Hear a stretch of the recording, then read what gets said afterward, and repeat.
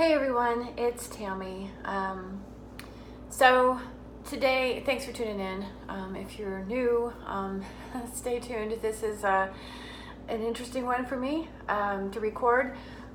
And again, if you are new, welcome. I appreciate you joining me. If you are familiar with me, then bear with me through this, because essentially this is a confession, aka or as well as an apology. And I've promised myself that I won't get emotional, but if I do, please bear with me. It's just the idea of coming forward with this. Where to start? Well, I'm in just moved, so that's a really cool thing.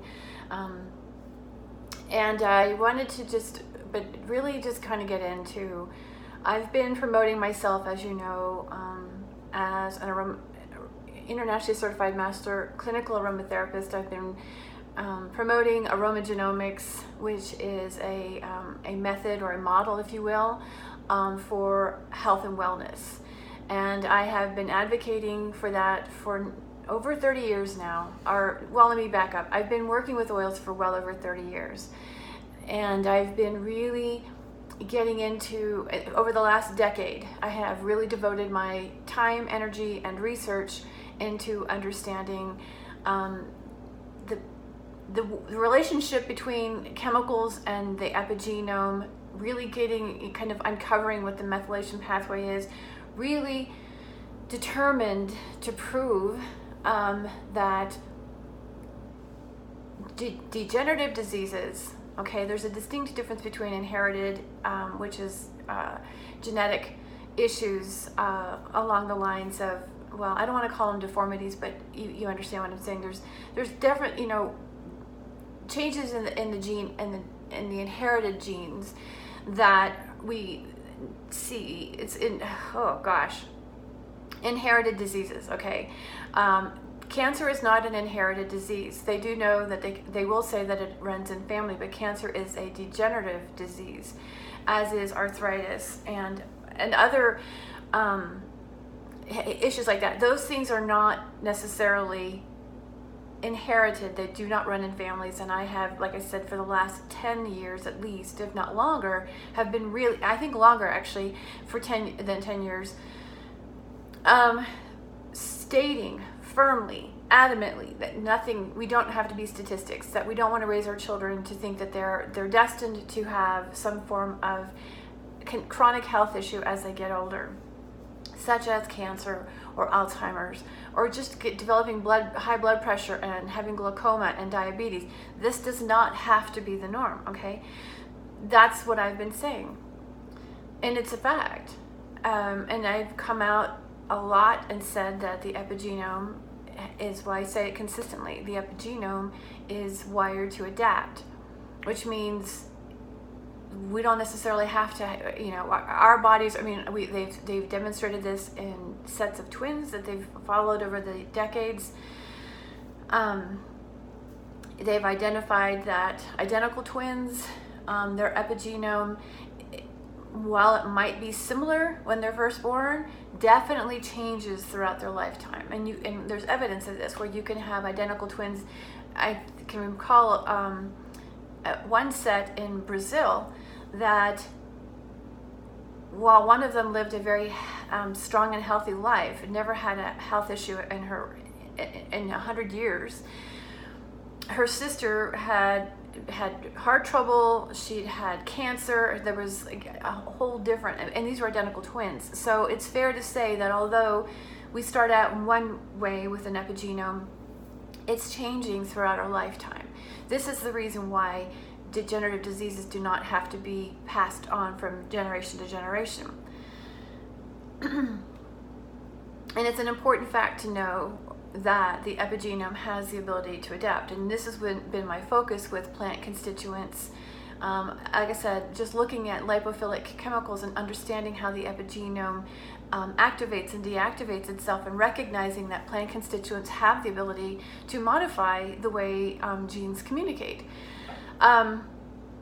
However,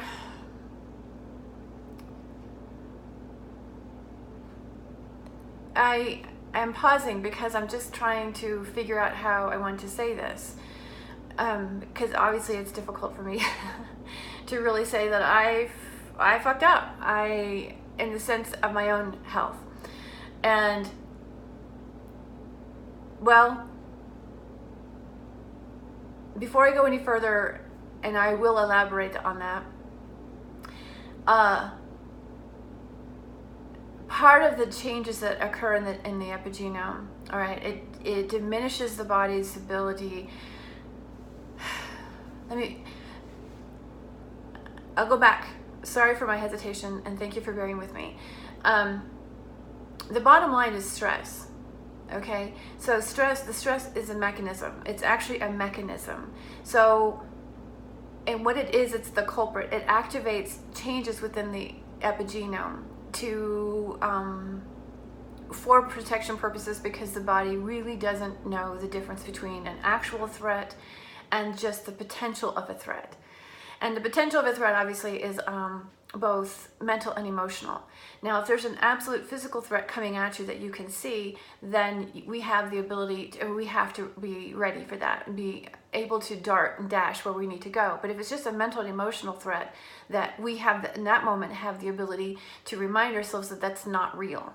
It's just something that we're pondering, possibly thinking it might turn into being something real. And even if it's over an experience that's already over, that consistent mental and emotional distress will activate the very same reactions within the system as a physical threat. So we have in that moment to remind ourselves, hey, look, this isn't going on. I'm okay right now. That's done. Or I don't even know if that's going to happen, right? You're right here, right now. You're okay. That's what I'm getting at. And so in that moment, we have the ability to help the body regulate itself so that it doesn't produce the chemicals and activate systems that in order to keep you safe and protected. Now, that said, environmentally, there is also a lot going on with regards to chemicals. And this is where I come in and I say that the use of essential oils really will make a difference in the way the body responds to external, harmful chemicals or man-made chemicals, because even if it's not meant to be harmful, okay? Even if it's not it's just a man-made chemical because man has and science has learned how to replicate. They've learned how to replicate different chemicals that are found in nature. So although it looks like, and it maybe, it's made up just like a natural made chemical, it's different. The body reacts to it differently because there's not the life force in it. This is although we want to call it an organic compound, it's not organic. This is actually how chemistry came into existence, was through the combination of inorganic compounds and it formed it actually created urea.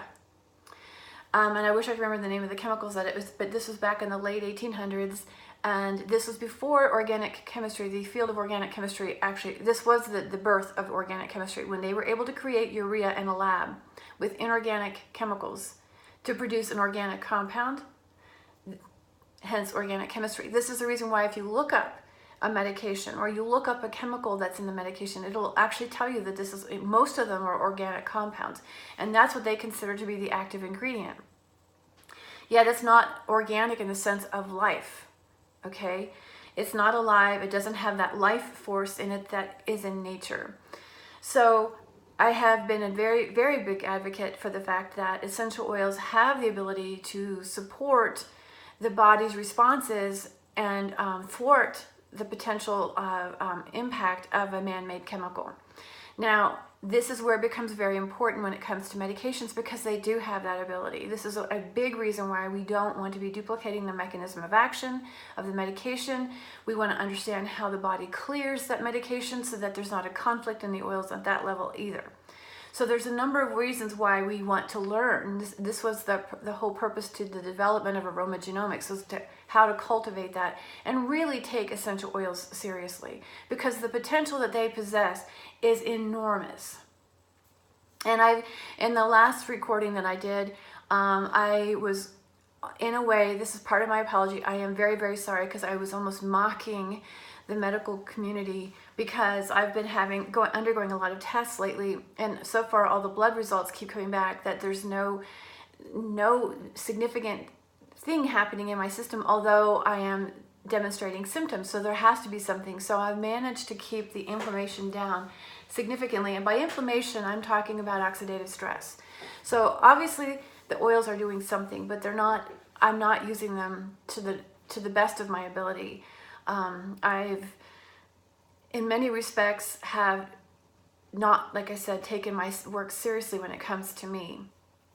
And although I've devoted all my adult life to promoting and suggesting and encouraging and fighting for this field to launch, I have stressed myself out because my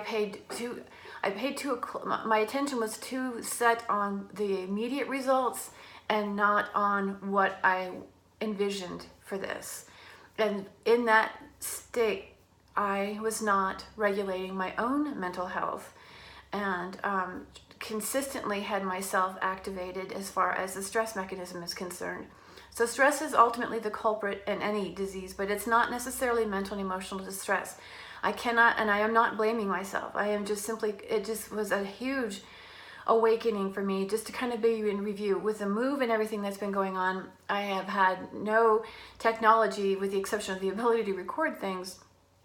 And so kind of being alone with myself and reflecting on things and reviewing, and then of course going through even more medical tests, because as of yesterday, I might have breast cancer. And it doesn't run in my family.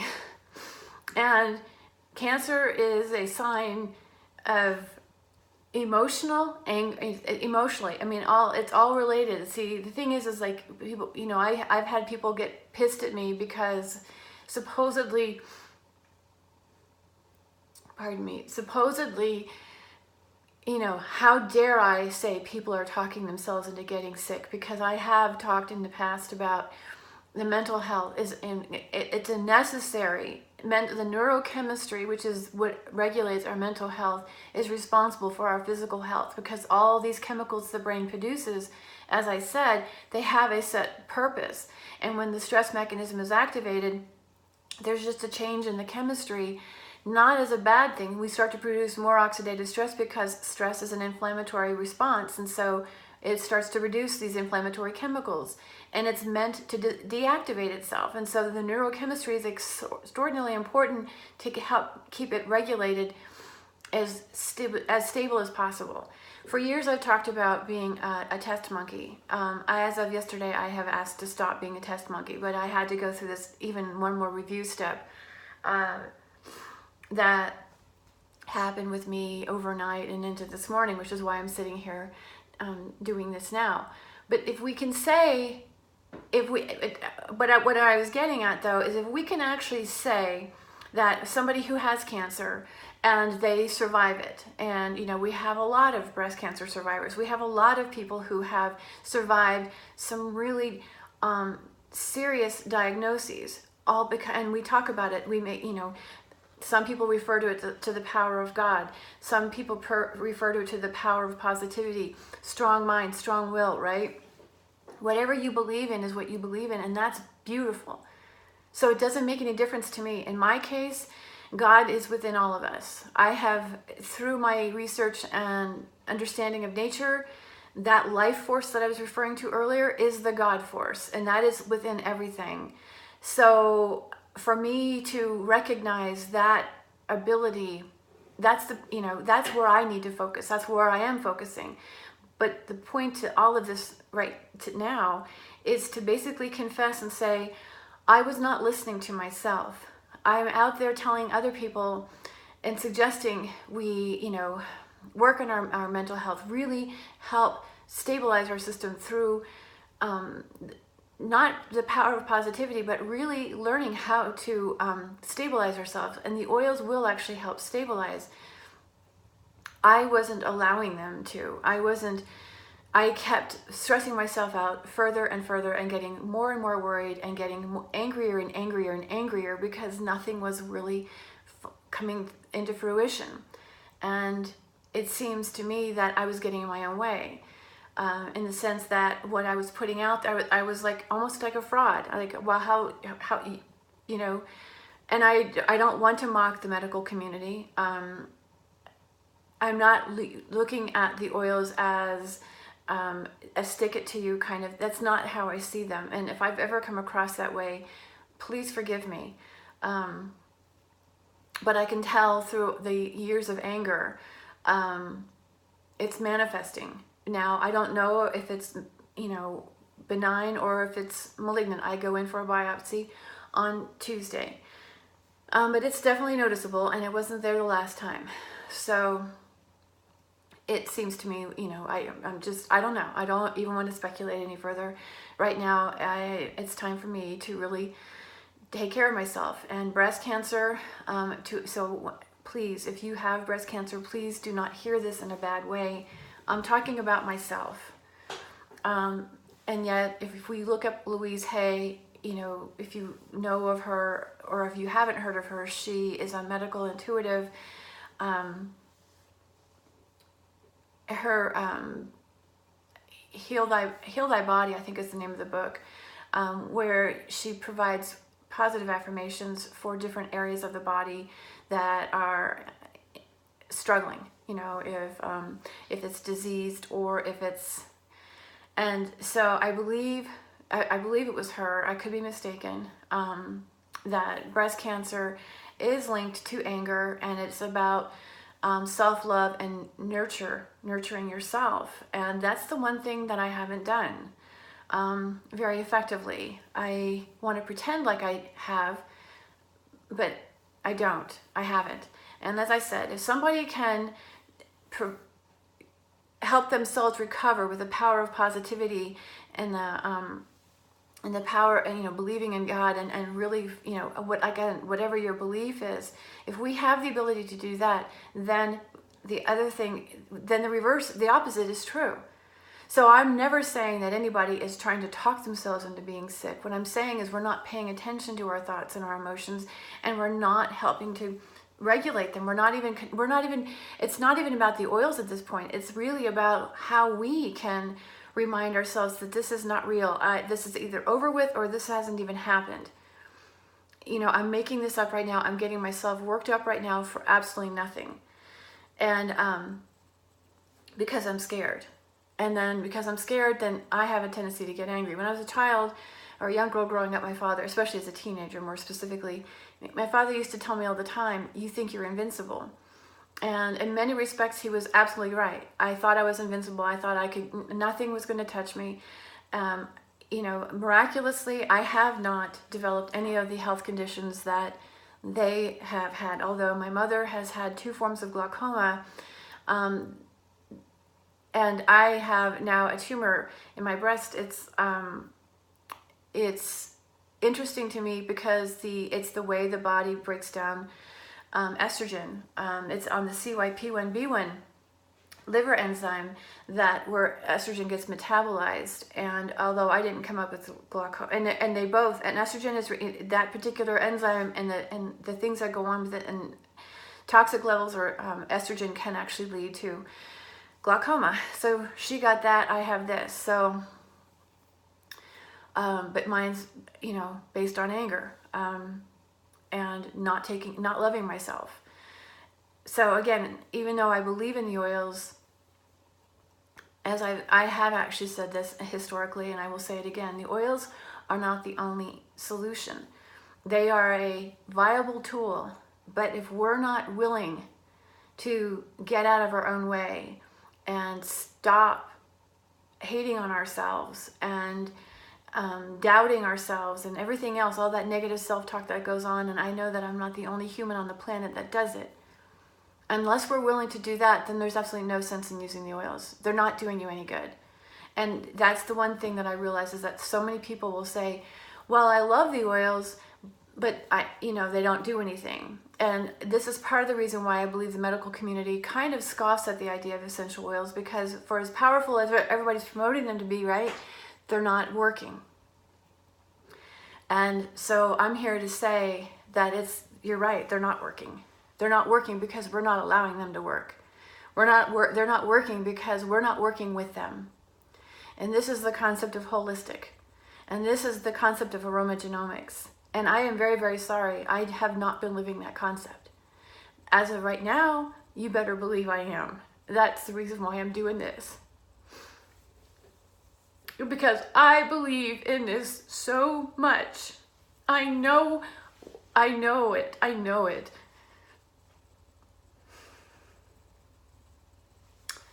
I know it to be real. I know it to be effective.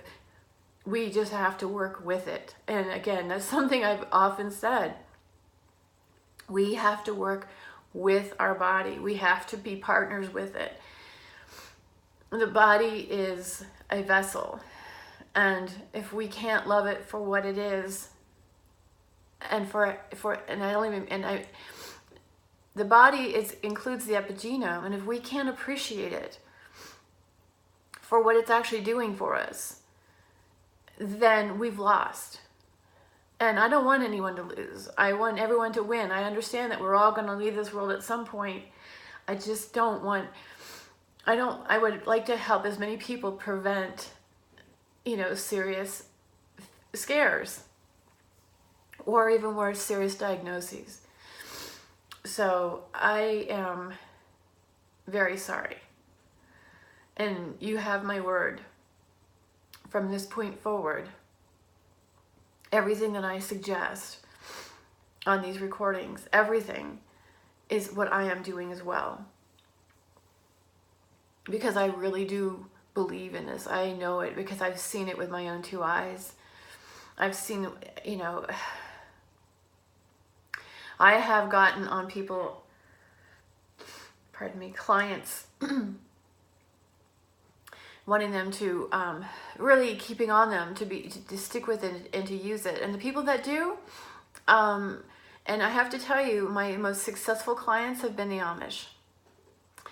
But they also have a mindset that is one that their faith is extraordinary.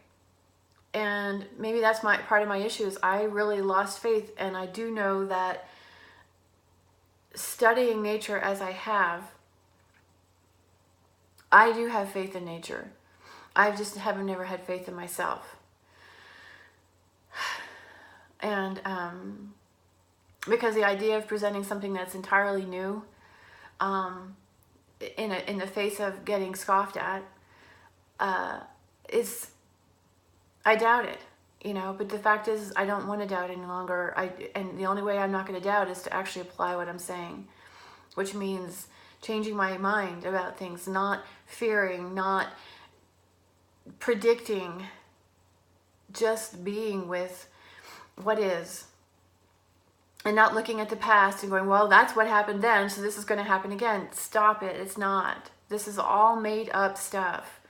The mind and the emotions they feel real, but it's all made up. I mean, yes, if something actually happens to you, like if you lose a dog or something, those emotions, those are real. That's a real incident. But I'm talking about when you're sitting at your computer, or you're working around the house, or you're at work, and you suddenly have these, all these thoughts racing through your head that either affect the way even the way we think about other people.